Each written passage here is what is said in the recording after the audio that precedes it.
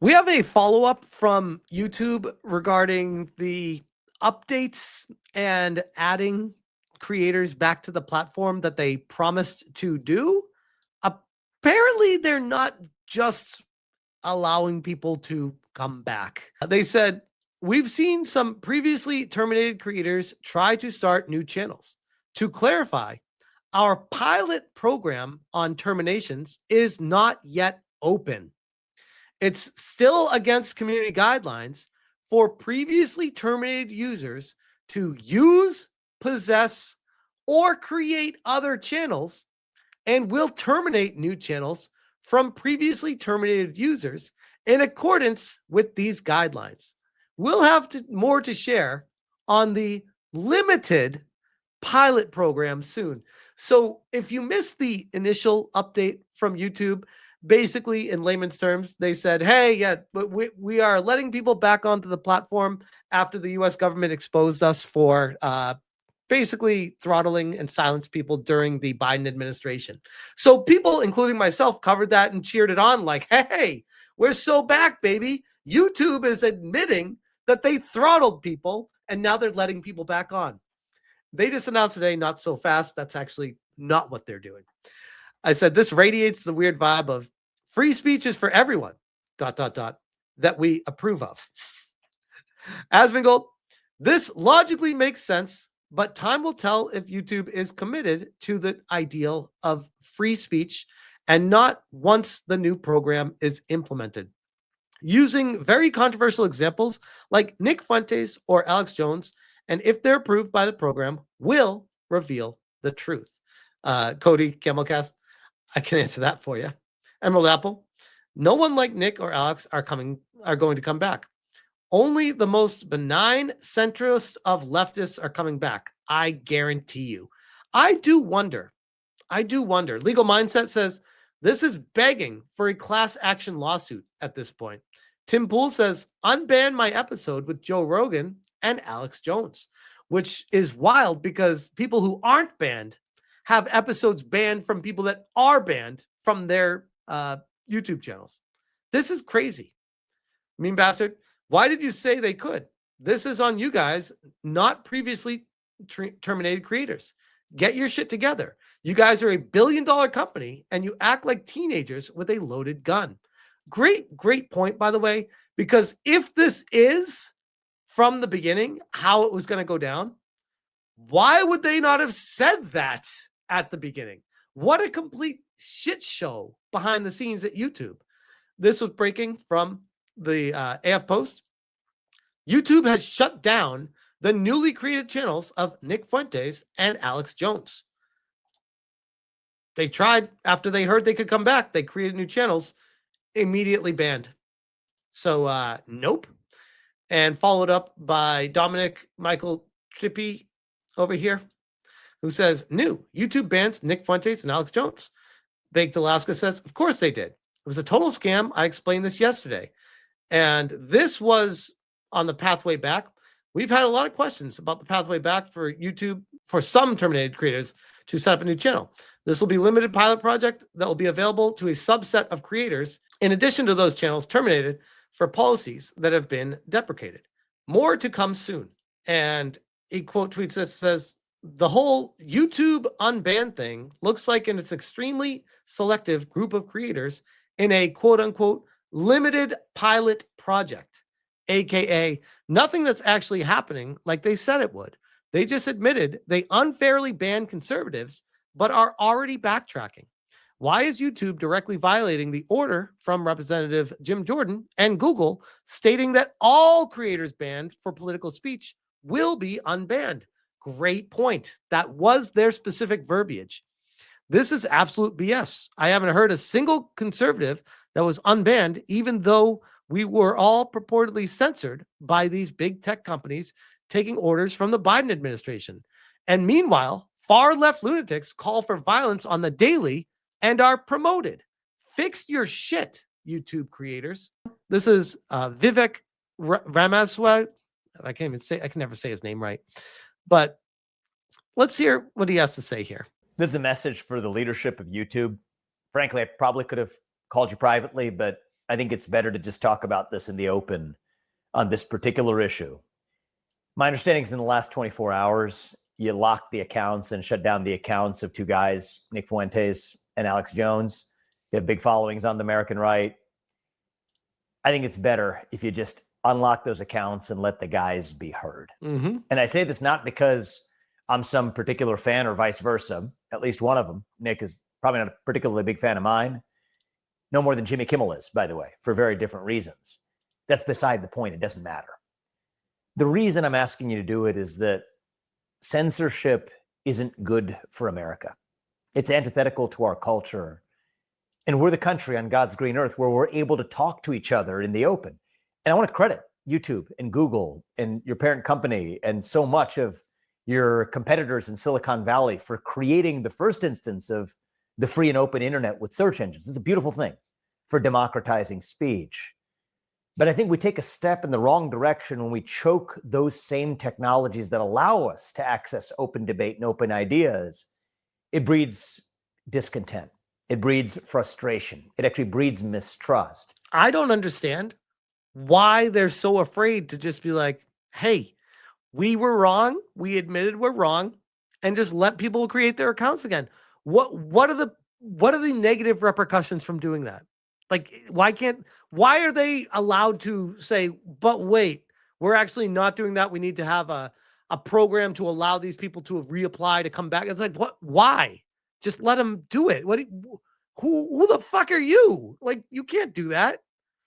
I look at Google, the parent company of YouTube, as basically the same thing as like a utility, like a phone company. They do not have the jurisdiction or the right to regulate who's allowed to be on or not, unless the government, or if they're going to be doing something that is against the law on their platform, then yeah, there's problems there. But I don't want my service provider, my ISPs, or in this case, a search engine telling me who's allowed to be talking and who's not. That's fucked. If you tell people they can't speak, that's when they scream. And if you tell people they can't scream, that's when they tear things down. So I think free speech is a precondition for peace. It's a precondition for the scientific method. It's a precondition for our shared unity, our shared national identity as Americans. Now, I can understand why you might think that certain types of speech or certain things that are said that are hurtful to other people, or that may spread misinformation, or may they count as violent or dangerous threats, shouldn't be allowed on your platform. Yep. I personally take a broad view of what type of speech is an expression of an opinion that's protected, but that's a separate discussion about whether somebody says, and one that Google is not at right to decide. This is something that I've been preaching since basically when I started YouTube like 8 years ago. I've been saying this is a massive issue. It kind of feels like right now it might be coming to a head, all because the just boneheaded decisions at YouTube proper. Instead of just admitting they're wrong and letting people back on, they're doing all this shit right now. That's going to make it all come to a head now. a particular thing that you think doesn't belong on your platform. That's one category of speech moderation. There's a different category of saying that you may demonetize certain people. You're not going to pay them, that even if they're able to speak on your platform, it's not necessarily their right to be paid for doing so, or putting, which is fucked in its own right too, advertisers next to their name. That's a separate discussion.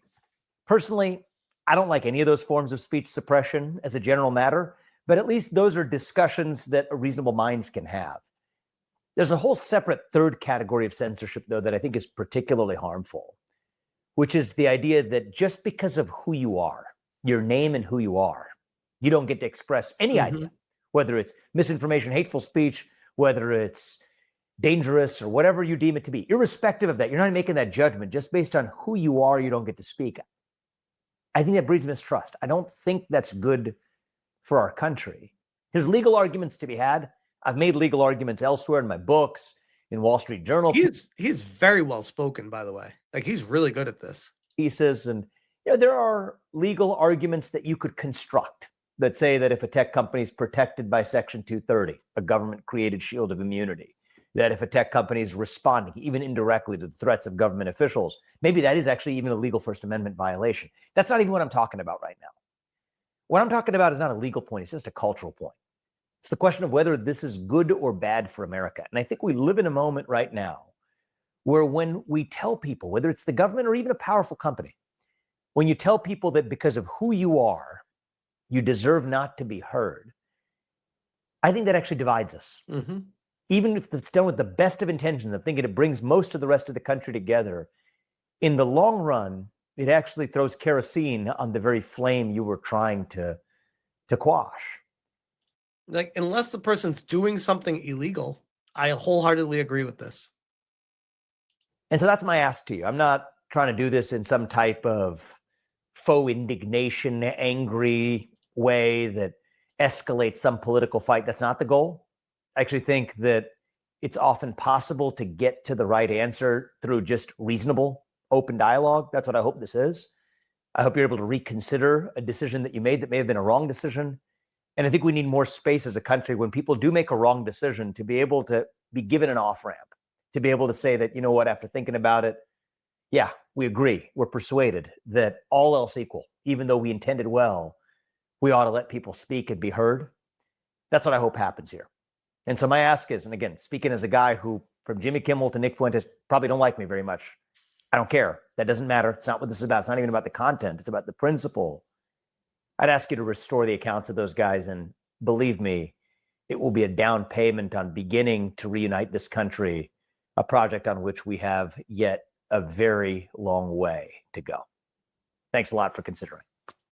I think it's curious how the U.S. government, in this case, is on their knees asking companies, please do the right thing.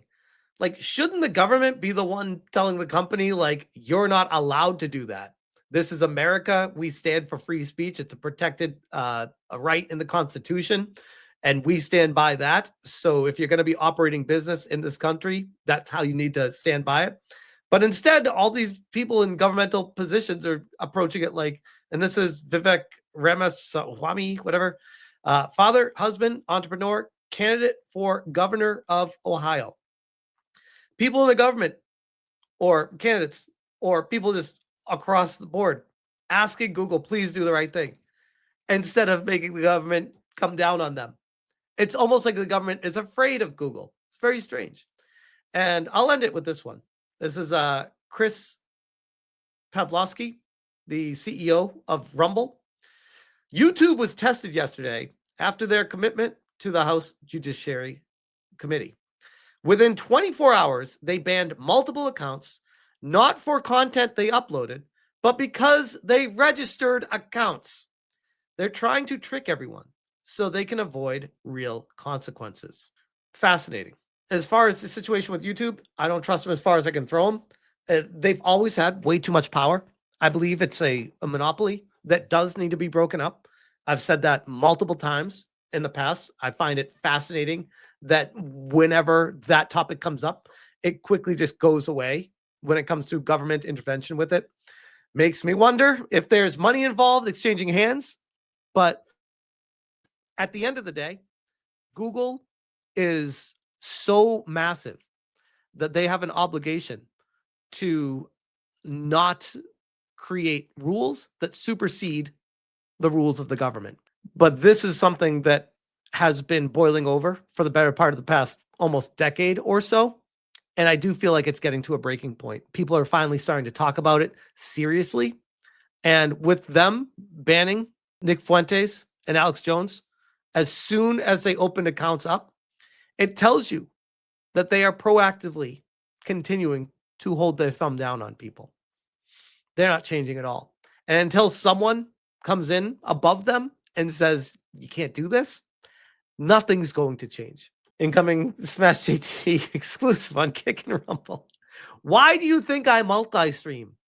If I trusted YouTube and believed in them, I'd be like, yeah, it's been good to me. Sure. I don't trust YouTube as far as I can throw them. They could take me off the air tomorrow. I'd be fucked. I'd be like, damn, I dared to share my opinions on things. Now I'm being silenced.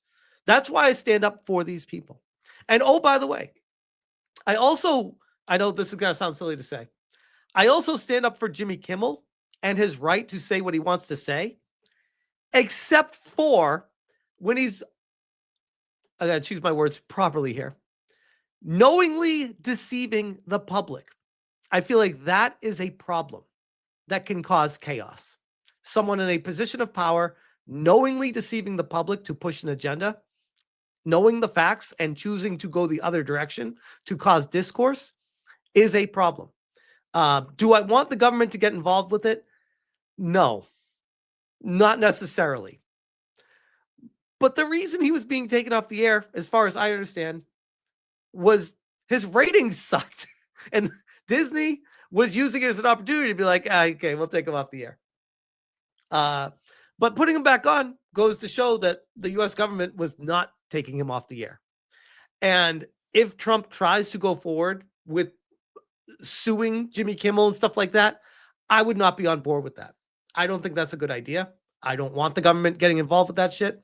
I say let the private company do the private company things.